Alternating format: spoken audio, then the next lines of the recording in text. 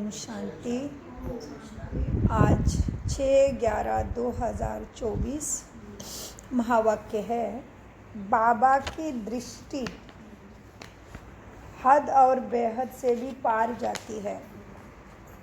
तुम्हें भी हद, सतयुग, बेहद, कलयुग से पार जाना है। अच्छा प्रश्न, ऊंचे ते ऊंचे ज्ञान स्त्रियों की,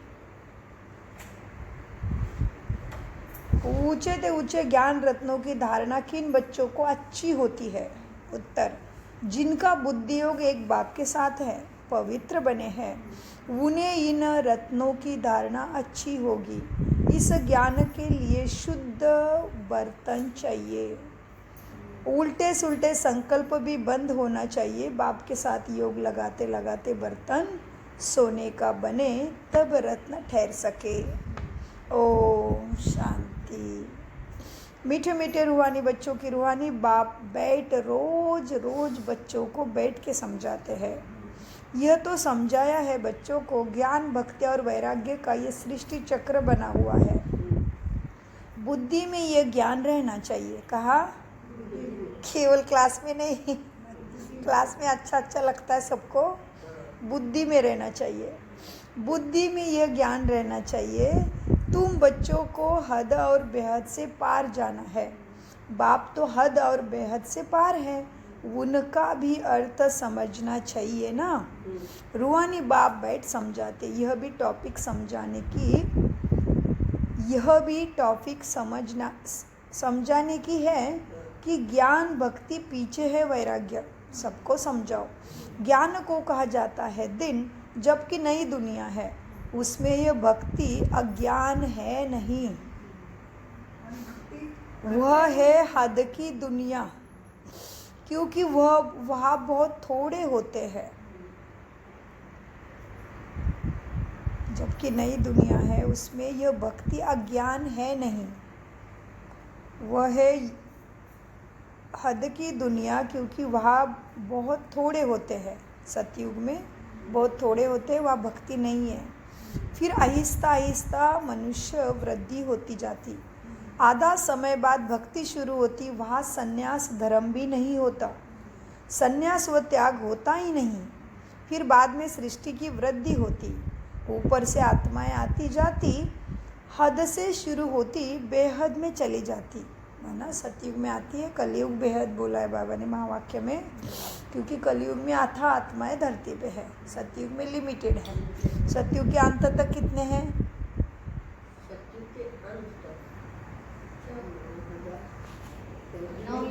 9 लाख। और पूरा स्वर्ग, वो हाँ, पूरा हेवन खत्म होने तक, स्वर्ग खत्म होने तक कितनी हो जाएगी धरती पे?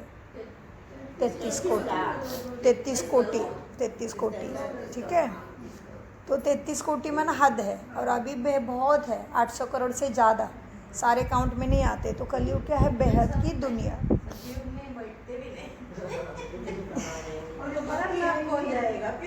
हद से शुरू होती है, बेहद में जाती है। बाप की तो हद और बेहद से पार दृष्टि जाती है। जानते हैं हद में कितने थोड़े बच्चे होते हैं, फिर रावण राज्य में कितनी वृद्धि हो जाती। अब तुमको हद और बेहद से पार जाना है। सतयुग में कितनी छोटी दुनिया, वहाँ संन्यास वैराग्य आदि कुछ नहीं। बाद में द्वापर से लेकर फिर धर्म शुरू होते। संन्यास धर्म भी होता तो घर बार का संन्यास हो करते हैं। सबको जानना तो चाहिए ना। उनको कहा जाता है हठ योग। बाबा आज पूरा सृष्टि चक्र घुमा रहे हैं। उनको कहा जाता है हठ योग। और संडे के मुरली में बाबा ने पूरा पाँच स्वरूप का अभ्यास ही कराया। आज पूरा सृष्टि चक्र घुमा रहे हैं। तो बाबा कहते, दोपहर से भक्ति शुरू होती है, ज्ञान तो होता ही नहीं। ज्ञान माना सतयुग त्रेता सुख, भक्ति माना अज्ञान और दुख। यह अच्छी रीति समझना होता है और समझाना भी है। फिर दुख और सुख से पार जाना है, हद बेहद से पार। मनुष्य जांच करते हैं ना कि कहाँ तक समुंदर है, आसमान है, बहुत कोशिश करते, परंतु अंत ना पा सके। एरोप्लेन में जाते, उसमें भी इतना तेल चाहिए ना जो फिर वापस भी लौट सके। बहुत दूर तक जाते परंतु बेहद में जा नहीं सके। हद कहाँ तक है कोई नहीं जा सके। हाँ, तुम तो हद बेहद से पार जाते हो। जाते हैं ना मेडिटेशन में सूक्ष्म वतन अपने घर। बाकी तो मरने के बाद ही घर जाएंगे डायरेक्ट। हम तो मनसा से कितनी बार हर सेकंड उड़ सकते हैं। तुमको बाबा कहते तुम तो हद बेहद से पार जाते हो। अभी तुम समझ सकते हो पहले नई दुनिया में हद है। बहुत थोड़े मनुष्य, उसको सतयुग कहा जाता। तुम बच्चों को रचना के आदि मध्य अंत की नॉलेज होनी ही चाहिए। यह नॉलेज और कोई भी नहीं, तुमको समझाने वाला एक बाप, जो बाप हद और बेहद से पार और कोई भी ना समझा सके। रचना के आदि मध्य अंत का राज बाप समझाते हैं। फिर कहते हैं बच्चे तुम्हें इससे पार जाना है। समझाते हैं बाबा राज। फिर कहते हैं इससे पार जाओ। वहाँ तो कुछ भी रहता नहीं। कितना भी दूर जाते हैं आसमान से ही आसमान है। आसमान ही आसमान है। इनको कहा जाता है हद से पार। कोई अंत नहीं पा सके। कहेंगे बेअंत है आकाश। बेअंत कहना तो सहज है परंतु अंत का अर्थ भी तो समझना चाहिए। अभी तुमको बाप समझाते। बाप कहते हैं बच्चे मैं हद को भी जानता हूँ तो बेहद को भी जानता हूँ। फलाने फलाने धर्म फलाने फलाने समय स्थापन हुए हैं। दृष्टि जाती है सत्ययुग की हद के तरफ। फिर कलयुग है बेहद की तरफ। फिर हम पार चले जाएंगे जहाँ कुछ नहीं। सूर्य चांद के भी ऊपर हम जाते। जहाँ कहाँ जाते हैं हम? जहाँ हमारा शांति धाम स्वीट होम है। यू सतयुग भी स्वीट होम है। वहाँ शांति भी है तो राज्य भाग्य सुख भी है। दोनों है। कहाँ है दोनों? सतयुग में। और घर में क्या है? केवल सुख। सुख है, शांति है। सुख के लिए जीवन चाहिए ना। हाँ, शांति। और इधर सतयुग में स्वर्ग में क्या है? दोनों है, सब कुछ है जी। बहुत अच्छा। तो वहाँ तो शांति है। सतयुग में शांति सुख दोनों राज्य भाग्य है। घर जाएंगे तो वहाँ सिर्फ शांति ही होगी, सुख का नाम नहीं लेंगे। अभी तुम शांति भी स्थापन कर रहे हो और सुख शांति भी स्थापन करते हो। वहाँ तो शांति भी है। तुम्हारे राज्य में शांति भी है तो सुख भी है। मूल वतन में तो सुख की बात ही नहीं, क्योंकि आत्मा को शरीर ही नहीं, केवल आत्मा चमचमती बिंदी बैठना है। बस बैठने का भी राज है। जिसके पास शक्ति होगी वो बाबा का उधर मम्मा के बाबा के बीच में है ना परम धाम। तो जो ज़्यादा सत्व प्रदान होगा वो बाबा के पास। और जो लास्ट वाले आत्मा है जो आएंगे, चमक भी ज़्यादा, सुख भी ज़्यादा, सब कुछ ज़्यादा, और स्थान भी पास में है ना। हाँ, लाइट भी कम होती। तो बाबा कहते मीठे बच्चों देखो, मूल वतन में तो सुख की बात नहीं। आधा कल्प तुम्हारा राज्य चलता है। फिर आधा कल्प किसका राज्य है? रावण का राज्य। अशांति है ही 5 विकारों से। 2500 वर्ष तुम राज्य करते हो। फिर 2500 वर्ष बाद रावण राज्य।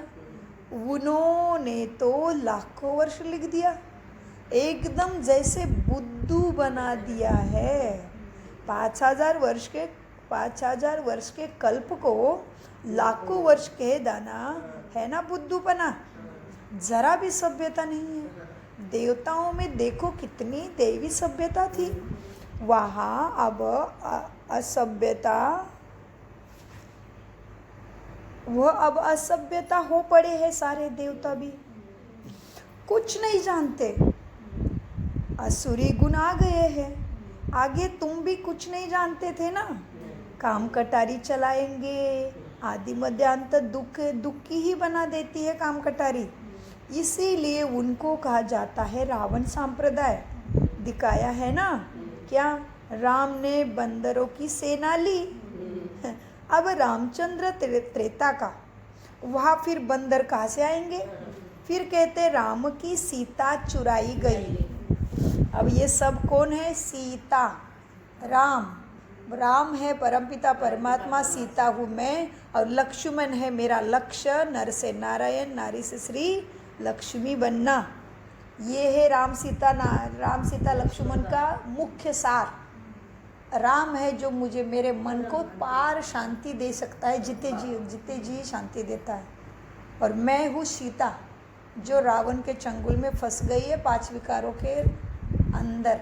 और हम सब विकारी आत्माओं को बाबा ने लिया है दुनिया पवित्र बनाने के लिए, सुख शांति निर्माण करने के लिए। तो ये लिए राम ने बंदरों की सेना। तो सारा रामायण इधर ही है, कलयुग से लेके सतयुग का खेल रामायण है। कोई रामायण ऐसे हुआ नहीं था। हमारा ये प्रतीकात्मक है। जैसे हम बच्चों को कोई मोरल स्टोरी सुनाएंगे, वैसे ही ये मोरल स्टोरी। इसमें से मोरल क्या है, मनुष्य से देवता बनने का मुख्य मोरल है। इसमें से मुख्य लेसन ये है, मीठे बच्चों। अब रामचंद्र त्रेता का, वहाँ कहाँ बंदर आएंगे। फिर कहते राम की सीता चुराई गई। ऐसे बातें तो वही होती ही नहीं है त्रेता में। जहाँ राम है उधर ऐसी बातें ही नहीं। तो ये सारा हमारा ही अभी का चढ़ती और उतरती कला का ही गायन एक चित्रक रूप में, रामायण के रूप में, कथाओं के रूप में, अनेकानेक शास्त्रों महाभारत के रूप में सामने आया है। ये सब हमारी ही कहानी है। सत्व प्रधान से तमो प्रधान बनना, तमो प्रधान से सत्व प्रधान बनना, इसी में सारा भागवत, रामायण, महाभारत यही हमारे लिए है। बच्चों क्या कहते बाबा, क्या कहा बाबा ने, बंदरों की कोई बात ही नहीं है वहाँ। हाँ देखो, अब ऐसी बातें तो वहाँ होती नहीं। कहाँ पे रामचंद्र कहाँ है, त्रेता में। तो वहाँ पे बंदर रावण कोई बात नहीं है। जीव जानवर आदि 84 लाख योनियाँ जितनी यहाँ है, उतनी सतयुग त्रेता में थोड़े होंगे। जानवर भी ज़्यादा तकलीफ देने वाले नहीं है। जैसे मनुष्य की वृत्ति बदलती, वैसे प्राणी मात्रा की भी इधर प्रकृति में व्यवस्था है। जैसे मनुष्य ज़्यादा अत्याचारी हो गए, उसको ठिकाने पे लाने के लिए कोरोना कैसे आ गया अचानक, वो वायरस कहाँ से आया, वो इंतज़ाम है प्रकृति में सारा। तो बाबा कहते हैं जब मनुष्य सत्व प्रधान है तो व्यवस्था भी इतनी प्यारी है कि कोई जानवर हमें नुकसान नहीं पहुँचाएगा। बंदर पूरा शेर भी कैसे रहेंगे, हमारे बिल्ली जैसे हमारे पास रहेंगे। गाय और भेड़िया बकरियाँ एक साथ पानी पिएंगे। हिंसक वृत्ति उन पे भी नहीं होगी, क्योंकि हमारे में हिंसकता नहीं है, तो उनमें कैसे आएगी। मनुष्य से सृष्टि बनती है, मनुष्य के मन बुद्धि है। जानवर को तो ऐसा कुछ नहीं होता, अपने तत्वों से चलते हैं। उनको खाने के लिए, बच्चों के लिए रोना नहीं पड़ता, तड़पना नहीं पड़ता। मनुष्य कितना तड़प रहा है, उनका इंतज़ाम प्रकृति में सब कुछ है, वो खा रहे हैं अपने हिसाब से। सो बाबा कहते बहुत गहरी मुरली, लगते शब्द ऊपर, चलो मीठे बच्चे भारत जा रहे हैं स्वर्ग के लिए। हाँ, तो बाबा कहते हैं बच्चों को बहुत दुरानदेशी बनना है। अब जीव जानवर आदि 84 लाख योनियाँ जितनी यहाँ है, उतनी सतयुग त्रेता में नहीं होगी। ये सारा बेहद का ड्रामा हमें बाप बैठ समझाते हैं। बच्चों को बहुत दुरानदेशी बनना है। आगे तुमको कुछ भी नहीं पता था। मनुष्य होकर और नाटक को नहीं जानते हैं। अभी तुम समझते हो सबसे बड़ा कौन है। कौन है सबसे बड़ा? मेरा बाबा। या सबसे बड़ा कौन है तुम जानते हो। ऊंचे ते ऊंचे भगवान श्लोक भी गाते हैं। ऊंचा तेरा नाम, ऊंचा तेरा काम, जानते नहीं है कैसा काम करता है वो। अब तुम्हारे सिवाय और कोई की बुद्धि में नहीं आता वो कैसा ऊंचा है। हाँ, तुम्हारे में भी नंबरवार है जो समझते हैं। बाप हादा और बेहद का दोनों राज तुम्हें समझाते हैं। उनसे पार कुछ भी नहीं है। वह है तुम्हारे रहने का स्थान, उसके पार कुछ नहीं है, जिसको ब्रह्मांड कहते हैं। जैसे यहाँ तुम आकाश तत्वों में बैठे हो, उनमें कुछ देखने में आता है क्या? रेडियो में कहते हैं आकाशवाणी। अब यह आकाश तो बेअंत है, अंत पा नहीं सके। हाँ, रेडियो में क्या कहते हैं? आकाशवाणी। अंत तो नहीं पा सकते आकाश का, तो आकाशवाणी कहने से मनुष्य क्या समझेंगे? यह जो मुख है यह पोलार है, मुख से वाणी आवाज़ निकलती, यह तो कॉमन बात, मुख से आवाज़ निकलना जिसको आकाशवाणी कहा जाता। बाप को भी आकाश द्वारा वाणी चलानी पड़े। तुम बच्चों को अपना भी राज सारा बताया है ना बाप ने, तुमको निश्चय होता है हाँ ये हमारा बाबा है। बहुत सहज है, जैसे हम आत्मा है वैसे बाप भी परम आत्मा है, ऊंचे ते ऊंचे आत्मा है ना। सबको अपना अपना पाठ मिला हुआ है, सबसे ऊंचा ते ऊंचे भगवान, फिर प्रवृत्ति मार्ग का युगल मेरू। प्रवृत्ति मार्ग में बाबा और ब्रह्मा बाबा युगल दोनों। फिर नंबरवार माला देखो कितनी थोड़ी है, फिर सृष्टि माला कितनों की है?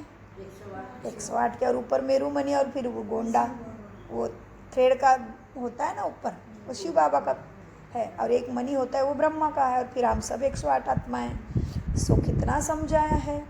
फिर नंबरवार माला देखो कितनी थोड़ी है, फिर सृष्टि बढ़ते बढ़ते कितनी बड़ी हो जाती, कितने करोड़ दानों अर्थात आत्माओं की माला है। यह सब है तुम्हारी पढ़ाई सदगति के लिए। बाप जो समझाते हैं उनको अच्छी रीति बुद्धि में धारण करो। कहाँ? बुद्धि में। नोटबुक में तो इधर प्रकार ही नहीं, नोटबुक तो लाते ही नहीं है बच्चे, लेकिन बुद्धि में धारण करो। क्योंकि क्लास में तो सभी नोटबुक लेके आते हैं, बड़े बड़े दादियाँ भी, बड़े बड़े भाई भी, लेकिन नोटबुक के साथ साथ बुद्धि में भी रखना है। बाप जो समझाते उनको अच्छी तरह बुद्धि में धारण करो। झाड़ की डिटेल्स तो तुम सुनते रहते हो। कौन सा झाड़? ये झाड़ की डिटेल्स तो तुम सुनते रहते हो। बीज ऊपर है, ये वैरायटी झाड़ है, इनकी आयु कितनी है? झाड़ वृद्धि को पाता रहता है, सारा दिन बुद्धि में यह सृष्टि चक्र चलना चाहिए। इस सृष्टि रूपी कल्पवृक्ष की आयु बिल्कुल एक्यूरेट है। कितनी है? 5000 वर्ष है। इस सृष्टि रूपी कल्पवृक्ष की आयु बिल्कुल एक्यूरेट है। 5000 वर्ष से 1 सेकंड का भी फर्क नहीं हो सकता। तुम बच्चों के बुद्धि में अब नॉलेज कितनी है जो अच्छे मजबूत है, सारी नॉलेज उनके अंदर है, इसलिए मजबूत है। ज्ञान में मजबूत तब होंगे जब वो पवित्र हो जाएंगे। इस नॉलेज की धारणा करने के लिए बुद्धि क्या चाहिए? सोने का बर्तन चाहिए। फिर ऐसा सहज हो जाएगा जैसे बाबा के लिए सहज है। फिर तुमको भी कहेंगे मास्टर नॉलेजफुल। फिर नंबरवार पुरुषार्थ अनुसार माला का दाना भी बन जाएंगे। कब कहे हमें, कब मिलेगा मास्टर नॉलेजफुल का टाइटल? जो बुद्धि ऐसे ज्ञान युक्त संस्कार मनसा वाचा कर्मणा कृति वृत्ति दृष्टि समर्ति संबंध संपर्क सब कुछ हमारा ज्ञान अनुसार हो जाएगा, तो हमारी बुद्धि सोने का बर्तन और हमें टाइटल लगेगा मास्टर नॉलेज से फुल। फिर नंबरवार पुरुषार्थ अनुसार माला का दाना बन जाएंगे। ऐसे ऐसे बातें बाबा बिगर कोई समझा ना सके, ये आत्मा भी समझा रही है और सारी आत्माएं भी समझ रही है। बाप भी इस तन द्वारा ही समझाते हैं। कौन सा तन? ब्रह्मा बाबा का। बाप भी इस तन द्वारा समझाते हैं, ना कि देवताओं के शरीर में बैठ के समझाते। बाप एक ही बार आकर गुरु बनते हैं तुम्हारे। बाबा एक ही बार, सदगुरु एक ही बार। हाँ, बाकी द्वापर युग से कितने भी गुरु कर कोई बात नहीं, लेकिन सदगति वाला एक ही बाबा और एक ही बार मिलता है। अभी नहीं तो कभी नहीं। अभी अलबेले बनेंगे तो श्वास खत्म, प्राप्ति कुछ भी नहीं। बाप एक ही बार आकर गुरु बनते हैं। फिर बाप का भी पाठ है ना, हमेशा इधर नहीं बैठ सकता वो भी, उसको भी टाइम का लिमिट है। बाप का भी पाठ है। 5000 वर्ष बाद आकर ही अपना पाठ बजाएंगे। बाप समझाते हैं, बच्चे ऊंचे ते ऊंचे मैं हूँ।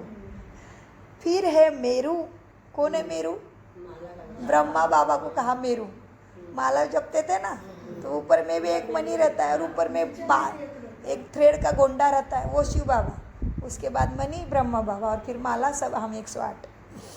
बाप समझाते हैं ऊंचे ते ऊंचे मैं हूँ, फिर है मेरू, जो आदि में महाराजा महारानी है, वह फिर जाकर अंत में आदि देवी बनेंगे। ये सारा ज्ञान तुम्हारे बुद्धि में है, तुम कहाँ भी समझाओगे तो वंडर खाएंगे। यह तो ठीक बताते रहते हैं। मनुष्य सृष्टि का बीज रूप ही नॉलेजफुल बाबा है, उनके बिगर और कोई नॉलेज तुम्हें दे भी ना सके। यह सब बातें धारण करनी है, परंतु बच्चों को धारणा नहीं होती है। तो बहुत सिंपल, कोई मुश्किलात नहीं है। एक के याद की यात्रा में रहना है। यात्रा कुछ भी करो, चलते रहो, सोते रहो, उठते रहो, जगते रहो, याद उसकी रहे। यात्रा एक जगह पे बैठ के होती है क्या? इनकी चल रही है अभी से अवस्थान से स्वर्ग के लिए यात्रा। तो यात्रा माना कुछ कुछ करते रहते सदा, तो बाबा की याद में करना है। हाँ, एक तो याद की यात्रा चाहिए, इसमें जो फिर पवित्र बर्तन में रत्न ठहर सके। यह ऊंचे ते ऊंचे रत्न है। बाबा तो जोहारी था, बहुत अच्छा हीरे मानिक आदि सब उसके पास था। बहुत अच्छा हीरे मानिक आदि आता था तो चांदी की डब्बी में कपूस आदि में अच्छी तरह से रखते थे। जो कोई भी देखेंगे कहेंगे यह तो बड़ी फर्स्ट क्लास चीज़ है। ऐसे यह भी ऐसे है, अच्छी चीज़ अच्छे बर्तन में शोभती है ना। तुम्हारे कान सुनते हैं, उसमें धारणा होती है। पवित्र होगा, बुद्धि योग बाप से होगा तो धारणा बहुत अच्छी होगी गुणों की, नहीं तो सब निकल जाएगा। आत्मा भी इतनी छोटी, इसमें देखो कितना ज्ञान भरा हुआ है। कितना अच्छा शुद्ध बर्तन चाहिए बुद्धि। कोई संकल्प भी उल्टे सुल्टे संकल्प बंद होने चाहिए। सब तरफ से बुद्धि योग अब हटना चाहिए। मेरे साथ योग लगाते लगाते तुम्हारी बुद्धि सोने का बर्तन बन जाएगी, तो फिर ये ज्ञान रत्न ठहरेंगे और गुणों की धारणा होगी। फिर दूसरे को दान करते भी रहेंगे ये रत्न। भारत को महादानी माना जाता है ना, वह धन दान तो बहुत करते हैं, परंतु यह है अविनाशी ज्ञान रत्नों का दान। देह सहित जो कुछ तुम्हारे पास है, क्या बोला? देह सहित जो कुछ है वह सब छोड़कर एक के साथ बुद्धि का योग लगा ही रहे।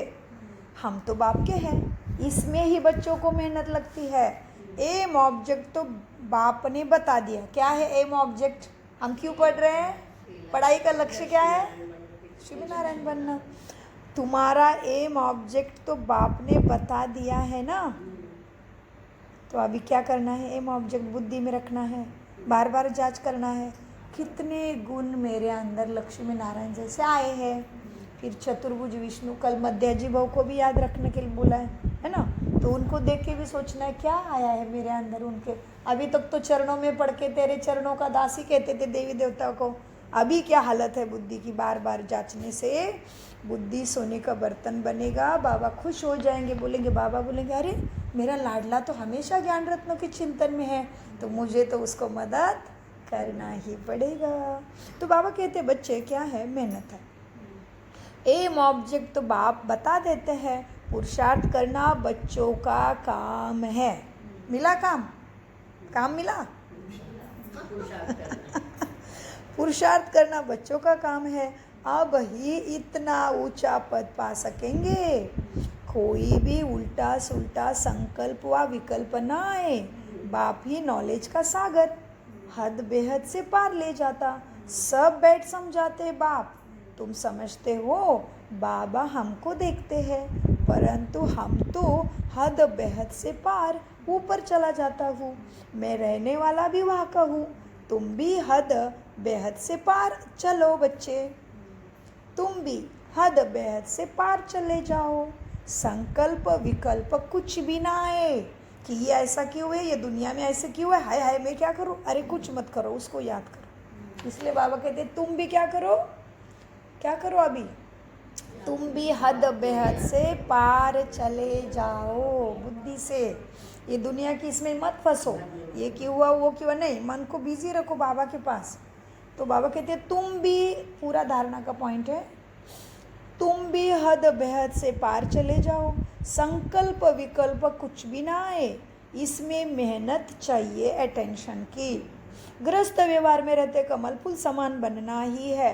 हाथ कारडे दिल यारडे, हाथ से कर्म करो, दिल बाबा की यार है ना, वो हमारा सच्चा यार है, वो साथ निभाता है, ऐसा कोई भी नहीं है बाबा जैसा निस्वार्थ।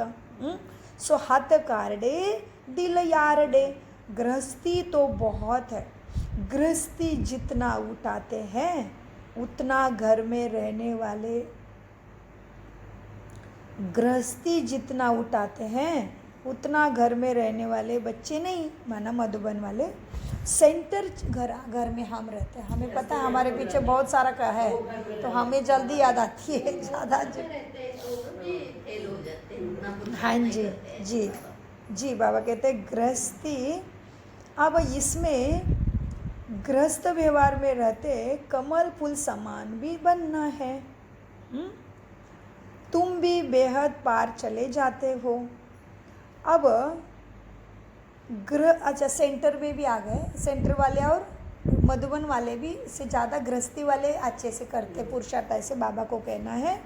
तो बाबा कहते गृहस्थी जितना उठाते उतना घर में रहने वाले नहीं उठाते। सेंटर चलाने वाले, मुरली चलाने वाले भी नापास हो जाते हैं और पढ़ने वाले ऊंचे चले जाते हैं। वाह आगे तुमको सब कुछ मालूम पड़ जाएगा। बाबा बिल्कुल ठीक बताते हैं। हमको जो पढ़ाते थे उनको माया खा गई, महारथी को माया एकदम हप कर गई है। सो ये जो मुरली जो पढ़ाते वो सेंटर की सिस्टर के बारे में बात किया कि हम तो पास है क्योंकि हम गृहस्थी भी चला रहे हैं। पूरा समर्पित होने के लिए उनको बच्चों को कहा बाबा ने कि पूरे समर्पित है, मुरली चलाते रोज निमित्त सिस्टर, वो पीछे रह जाती है, सुनने वाले आगे चले जाते हैं। तो मीठे बाबा कहते हैं बच्चे देखो क्या है, महारथी को माया एकदम हप कर लेती है ना। मायावी ट्रेटर बन जाते हैं, विलायत में भी ट्रेटर बन पड़ते हैं ना। कहाँ कहाँ जाकर शरण लेते हैं, जो बाबा को छोड़ देते हैं, जो पावरफुल होते हैं उस तरफ फिर चले जाते हैं। लगता था पावरफुल लेकिन छोड़ देते बाबा को। इस समय तो सबकी मौत सामने खड़ी है ना, तो बहुत ताकत वाले पास हो जाएंगे। अभी तुम समझते हो बाप ही पावरफुल है, नॉलेजफुल पावरफुल दोनों हो गए। बाप ही सर्वशक्तिमान है, हमको सिखलाते सिखलाते सारे विश्व का मालिक बना देते। वहाँ सब कुछ मिल जाता, कोई अप्राप्त वस्तु नहीं जिसकी प्राप्ति के लिए हम पुरुषार्थ करें। वहाँ माना कहा वहाँ सब कुछ मिल जाता, कोई पुरुषार्थ की आवश्यकता नहीं। वहाँ कोई ऐसी चीज़ होती ही नहीं जो तुम्हारे पास ना हो। सो भी नंबरवार पुरुषार्थ अनुसार पद पाते। बिगर बाप ऐसे कोई बता भी नहीं सकते और कोई जानते भी नहीं, सब है पुजारी। भले बड़े बड़े शंकराचार्य आदि है, बाबा उनकी महिमा सुनाते। पहले पवित्रता की ताकत से भारत को बहुत अच्छा थमाने के निमित्त बने ये सब शंकराचार्य। सो भी सब सतोप्रधान, तभी सब सतोप्रधान होते हैं। अभी तो सब तम प्रधान हो गए, उनमें क्या ताकत रखी है।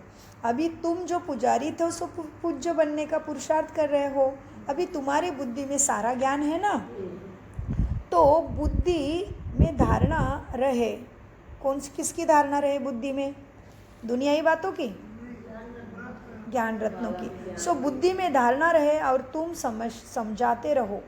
बाप को भी याद करो, बाप ही सारे झाड़ का राज तुम्हें समझाते हैं, तुम्हें सबको समझाना है। बच्चों को मीठा भी ऐसा बनना है जो युद्ध है ना, युद्ध तुम्हारे पीछे लगे ही नहीं, ऐसा मीठा बनना है। युद्ध आसपास चले लेकिन तुम तो क्या अपने बाबा की याद में मस्त है। बच्चों को मीठा भी ऐसा बनना है। क्यों मीठा बनना है? युद्ध है ना, माया के तूफान भी बहुत आते हैं, सब सहन करना पड़ता है। बाप की याद में रहने से तूफान सब चले जाएंगे। हतम ताई का खेल बताते हैं ना, मुलारा मुख में डालते हैं, माया चली जाती थी, मुलारा निकालने से माया आ जाती है। झुगमुई होती है ना, झुरमुई झुगमुई होती है, हाथ लगाओ तो मुरझा जाती है। माया बड़ी तीखी है, लेकिन तुम्हें मुख से कुछ बोलना ही नहीं, तो ज्ञान का मुलारा डालोगे तो बात बढ़ेगी ही नहीं। माया बड़ी तीखी है, इतना ऊंच पढ़ाई पढ़ते पढ़ते बैठे बैठे गिरा देती है। इसलिए बाप समझाते रहते हैं, बच्चे अपने को आत्मा भाई भाई समझो, फिर हद से बेहद से पार चले जाएंगे। शरीर ही नहीं तो फिर दृष्टि कहाँ जाएगी? इतनी मेहनत करनी है। हाँ, सुनकर फा नहीं हो जाना, कल्प कल्प तुम्हारा पुरुषार्थ चलता, तुम अपना भाग्य पाते हो। बाप कहते हैं, पढ़ा हुआ बाकी शास्त्र भूल जाओ, बाकी जो कभी नहीं पढ़े हो वह सुनो और उसको याद करो। उनको कहा जाता है भक्ति मार्ग। तुम राजऋषि हो ना, जटाएं खुली हो और मुरली चलाओ। ओह काट दिए बाबा। आपने उस दिन बोला, बाबा कहते एकदम सिंपल सब कुछ ढके रहो, और इधर तो कटाई हो गई। एक्चुअली भारत में रोज रोज ऑफिस वगैरह जाते थे तो खाना पीना सब कुछ उधर, सब लोग लहसुन प्याज खाने वाले, तो आपने अपने बनाना था, तो ये बाल भी झड़ने लगे उधर के पानी से। तो मीठे बच्चों, तुम राजऋषि हो ना, जटाई खुली हो और मुरली चलाओ। धूल भी कितनी है उधर, नहीं अच्छा लगता अपने देश में खाने का भी, खुद के हाथ से बना के खाना है, फिर जल भी अच्छा नहीं है, फिर बाहर जाने से इतनी धूल है, सोते हैं तो क्या क्या काटता है। मीठे बच्चों, तुम राजऋषि हो ना, जटाएं खुली हो और मुरली चलाओ। साधु संत आदि जो सुनाते हैं वह सब है मनुष्य की मुरली। यह है बेहद के बाप की सदगति दाता की मुरली। मुरली माना मन के सारे दुख हरने वाली, मेरे साथ साथ सारी दुनिया को भी सुखमय मेरे लिए बनाने वाली जो महावाक्य है, जो परमात्मा का ज्ञान रत्न ज्ञान अमृत है, वो है मुरली। हाँ, यह है बेहद के बाप की मुरली। सत्ययुग त्रेता में तो ज्ञान के मुरली की दरकार ही नहीं, वहाँ ना ज्ञान की दरकार ना भक्ति की दरकार, क्योंकि तुम्हारे पास सब है तो क्या मांगने की ज़रूरत है। यह ज्ञान तुमको मिलता है, तो है ना श्रेष्ठ। इतने कोटि मनुष्य से हमें चुना है उसने ज्ञान अमृत पिलाने के लिए। सो वो कहानी है ना, लक्ष्मी आ गई, वो समुद्र मंथन से राक्षस, और क्या हुआ बताओ कोई, किसका युद्ध चल रहा था? आसुरों का। हाँ जी, और वो विष के अमृत निकला, वो हाँ देवताओं को पिलाए, वो हमें बाबा पिला रहे हैं अभी। वो सारी कहानियाँ हमारे लिए है, सारी कहानी से ज्ञानी ज्ञानी है जी। विष तो शिव बाबा पी गए हमारा सारा, तो उसको पाप कटेश्वर कहते हैं। नीलकंठ माना शांति सबको प्रावधान करने वाला, नीला रंग शांति को दिखाता है। ऑरेंज वस्त्र पहनते हैं, भारत में भगवे वस्त्र पहनते हैं, क्योंकि भगवा रंग पवित्रता का प्रतीक है। हर रंग, इसलिए आकाश में इंद्रधनुष दिखते हैं। ब्लू, लाइट ब्लू शांति का प्रतीक है। एकदम नारंगी कलर, पर्पल कलर आनंद का प्रतीक है। येलो सुख का प्रतीक है। ग्रीन प्रेम का प्रतीक है। ऐसे है सब। चलो मीठे बच्चों, इसलिए नीलकंठ से निकली बात। तो बाबा कहते हैं, यह है बेहद के बाप की मुरली। सत्ययुग त्रेता में ज्ञान की दरकार नहीं, वहाँ ना की ज्ञान चाहिए ना भक्ति। यह ज्ञान तुमको मिलता है इसी संगम पर, बाप ही देने वाला। तो संगम युग का गायन भक्ति में क्या है, किस रूप में संगम युग को मनाते हैं? आदिक मास। यस, पुरुषोत्तम मास, आदिक मास। इसलिए बाबा कहते हैं ना, तुम्हारे लिए संगम रुका है। तुम्हारे लिए प्रकृति रुकी है। सुना, याद आया मुरली में? प्रकृति कहती कब तक मैं सहूँ ये अत्याचार, गंदा सारा वाइब्रेशन। तो बाबा कहते रुको, मेरे बच्चे तैयार हो रही। तो ये सादिक मास हमें मिला है संगम, बाबा की गोदी, बाबा ने दिया है टाइम, बच्चे पढ़ रहे हैं इसलिए ज्यादा भक्ति करते हैं, विनाश को रुकवा दिया है बाबा ने, इसलिए वो अधिक मास प्रतीकात्मक आता है सेलिब्रेट करने के लिए। अच्छा, और दुनिया करती भी अधिक मास में, पूरा व्रत करेंगे, दान धर्म करेंगे जी। तो हमारे लिए यह संगम युग अधिक मास है। यह ज्ञान तुमको मिलता है इस संगम युग पर, और बाप ही देने वाला है। अच्छा, मीठे मीठे से खिलते बच्चों प्रति माता पिता बाप दादा का याद प्यार और गुड मॉर्निंग। रूहानी बाप की रूहानी बच्चों को नमस्ते। हम रूहानी बच्चों की रूहानी बाप दादा को याद प्यार।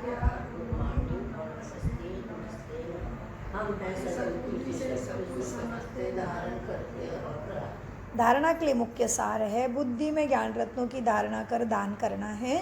हद बेहद से पार ऐसी स्थिति में रहना है जो कभी भी उल्टा से उल्टा संकल्प व विकल्प न आए। हम आत्मा भाई भाई है, यही स्मृति सदा रहे। 2, माया की तूफानों से बचने के लिए मुख में बाप की याद का मुलारा डालना है। सब कुछ सहन करना है, जुगमुई नहीं बनना है, माया से हार भी नहीं खाना है। वरदान, सदा एक के स्नेह में समाये हुए एक बाप से सहारा बनाने वाले सर्व आकर्षण मुक्त भव। वरदान, सदा एक के स्नेह में समाये हुए एक बाप को सहारा बनाने वाले सर्व आकर्षण मुक्त भव। बाबा के वरदान का विश्लेषण, जो बच्चे एक बाप के स्नेह में समाये हुए हैं वह सर्व प्राप्तियों में संपन्न और संतुष्ट रहते हैं। उन्हें किसी भी प्रकार का सहारा अपनी तरफ आकर्षित नहीं कर सकता। उन्हें सहज ही एक बाप दूसरा न कोई यह अनुभूति होती रहती है। उनका एक बाप ही संसार है, एक बाप द्वारा ही सर्व संबंधों के रस का अनुभव होता है। उनके लिए सर्व प्राप्तियों का आधार एक बाप है, ना कि वैभव व संपत्ति, ना कि वैभव ना साधन। इसलिए वो सहज आकर्षण मुक्त हो जाते हैं। स्लोगन, प्रकृति को पावन बनाना है तो संपूर्ण लगाव मुक्त बनो। ओम शांति शांति शांति। मीठे प्यारे बाप दादा का अनगिनत पदम गुना शुक्रिया।